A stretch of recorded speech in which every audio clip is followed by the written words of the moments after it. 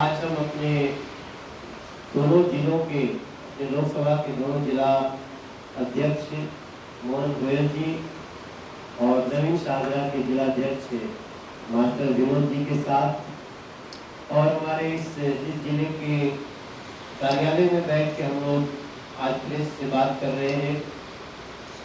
उसके प्रभारी हमारे सत्यनारायण गौतम जी और प्रदेश में प्रवक्ता ब्रजेश राय जी और अपने दीपक जी, इनके साथ और अपने पूरे जिले की टीम के साथ हम आपको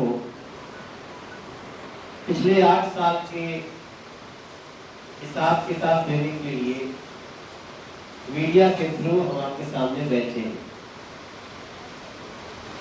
आप सब महत्वपूर्ण चैनलों के लोग, लोकल वेब न्यूज के हमारे पत्रकार भाई बहन, आप सब इतनी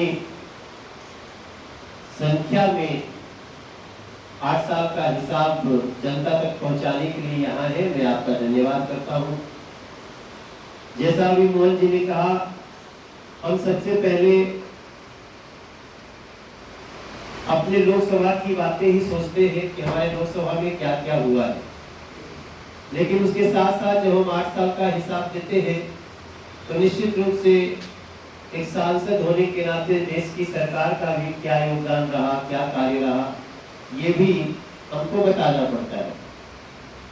तो हम दोनों को रखेंगे बहुत संक्षेप में। सबसे पहले हम थोड़ा राष्ट्र स्तर पे अगर देख लें तो आज आपको ये जान के बहुत खुशी होगी कि हमारे देश के यशस्वी प्रधानमंत्री श्री नरेंद्र मोदी जी ने 2014 में सिर्फ संसद की सीढ़ी पे मत्था संजोग से नहीं टेका था, अपना सिर पार्लियामेंट को मंदिर समझ के केवल संजोग से नहीं झुकाया था, बल्कि उसके पीछे एक शपथ थी कि हे भारतीय लोकतंत्र के पवित्र सदन संसद, हम आपके अंदर प्रवेश कर रहे हैं तो हम जनता से किए हुए वादों को पूरा करके ही अपने को सत्य सिद्ध करेंगे। और आज जब हमारे 8 साल बीते हैं, नरेंद्र मोदी जी लगातार हिसाब किताब दे रहे हैं। अभी 2 दिन पहले हम लोग इसी जिले से बेनिफिशरी से मिलते हुए प्रधानमंत्री जी को देखा। उसके कुछ दिन पहले भी आप लोग देखे होंगे, जिनको जिनको बेनिफिट हुआ है हम उनसे बात करते हैं। और देश के प्रधानमंत्री एक गांव के सामान्य व्यक्ति से बात करते हैं, जिस बहन को कभी अपने छत का कल्पना भी नहीं था कि होगा, उनको भी छत मिला है और उनसे प्रधानमंत्री जी बात करते हैं,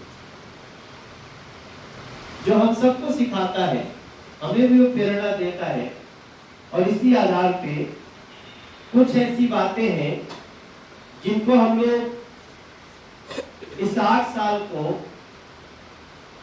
कुछ महत्वपूर्ण बनाते हैं। उसी में से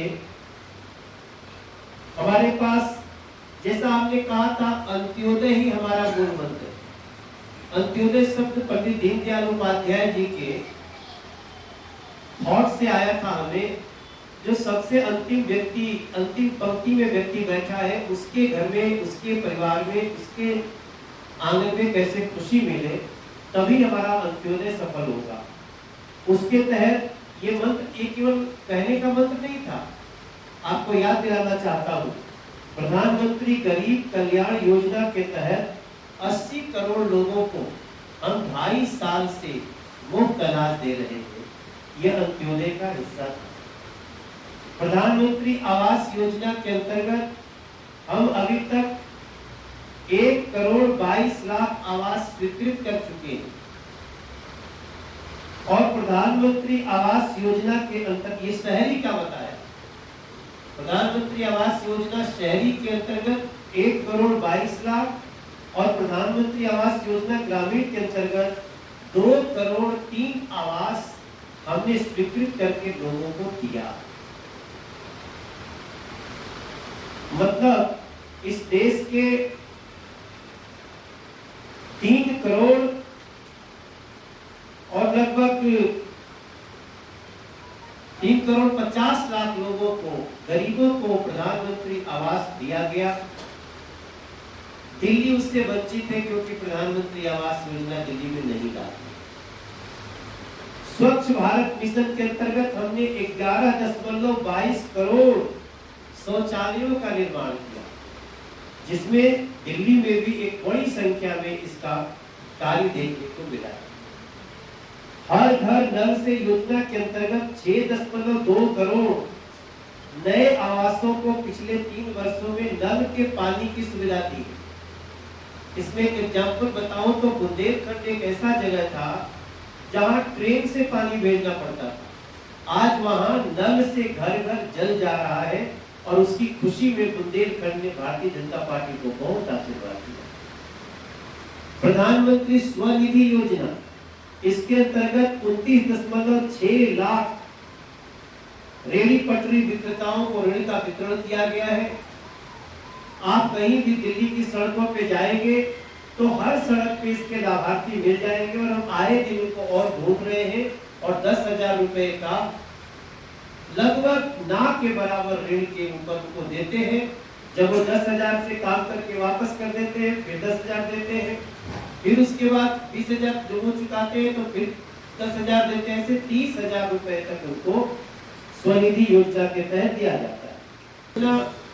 क्योंकि दिल्ली में लागू ही नहीं है, लेकिन आप सबके जानकारी के लिए बता दें कि इसके अंतर्गत वैसे तो 55 करोड़ लोग आते हैं देश के, लेकिन उनमें से जो बीमार होगा उसी को इलाज होगा ना। तो 3.2 करोड़ लोगों को 5 लाख रुपए तक का मुफ्त इलाज दिया गया है।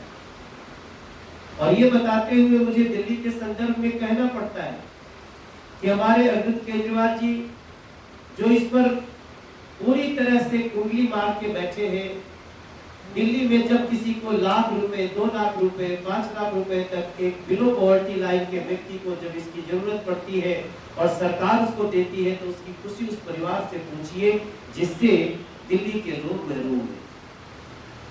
18 करोड़ से अधिक आयुष्मान कार्ड जारी किए गए, मतलब 18 करोड़ से ज्यादा लोगों ने आयुष्मान कार्ड बना लिए हैं। 55 करोड़ लोगों को कहते हैं अपना कार्ड बनवा लीजिए, लेकिन कई बार होता है कि वो बीमार नहीं है, उनको लगता है तो नहीं, उसमें भी जोड़ने की कोशिश कर रहे हैं। विश्व का सबसे बड़ा टीकाकरण अभियान 190 करोड़ से ज्यादा, अब तो हम लोग 200 करोड़ का टच करने वाले हैं आंकड़ा। हम लोगों ने मुफ्त वैक्सीन, जो लगभग एक वैक्सीन 600 रुपए की पड़ती है, वो हम लोगों ने देश के लगभग 200 करोड़ लोगों को बनाया दिया। और यहाँ ये भी ध्यान रहे मेरे मीडिया के भाई बहन कि हम पूरी दुनिया में इस कोविड काल में सबसे पहले वैक्सीन बनाने वाले देश बने। 8,727 जन औषधि केंद्रों पर सस्ती दवाइयां उपलब्ध कराई जा रही। हम आपसे चाहते हैं कि जन औषधि केंद्र का प्रचार जैसे हम सब कर रहे हैं, हमारे भारत सरकार के अधिकारी कर रहे हैं, हमारे बीजेपी के कार्यकर्ता कर रहे हैं, मीडिया भी अगर इसको एक समाज सेवा के रूप में लेगी, जहां हम 600 रुपए की दवाइयों को 60 रुपए में देते हैं, जेनरिक दवाइयां हैं, ये सारी दवाइयां जो दवाइयों का जो मूल तत्व होता है उसमें वही दवाइयां होती हैं जो अंग्रेजी दवाओं की दुकान पे उसको 600 रुपए में पाते हैं, वही जन औषधि केंद्र में आप 60 रुपए में पा सकते हैं। 400 की दवाई 40 रुपए में पा सकते हैं। तो जन औषधि केंद्र एक बहुत बड़ी सोच है नरेंद्र मोदी जी की, और आज उसकी संख्या बढ़ती जा रही है देश में। हम भी अपने क्षेत्र में, हम भी सांसद के रूप में अपने क्षेत्र में 12 जन औषधि केंद्र का उद्घाटन कर चुके हैं। पिछले 8 वर्षों में 15 नए एम्स खोले गए। मैं अभी एम्स कमेटी का जो सुविधा समिति होती है उसका चेयरमैन बना हूं, और आप सबको जान के खुशी होगी कि जिन शहरों से सिर्फ एम्स में दिखाने के लिए लोग दिल्ली आते थे, अब उन शहरों से एम्स के लिए आना उनका बंद हो गया है, अपने शहर में उनका इलाज हो रहा है। अगर एक प्रकार से देखें तो पूरी आजादी के 70 साल में मात्र 6 एम्स बने थे और 2014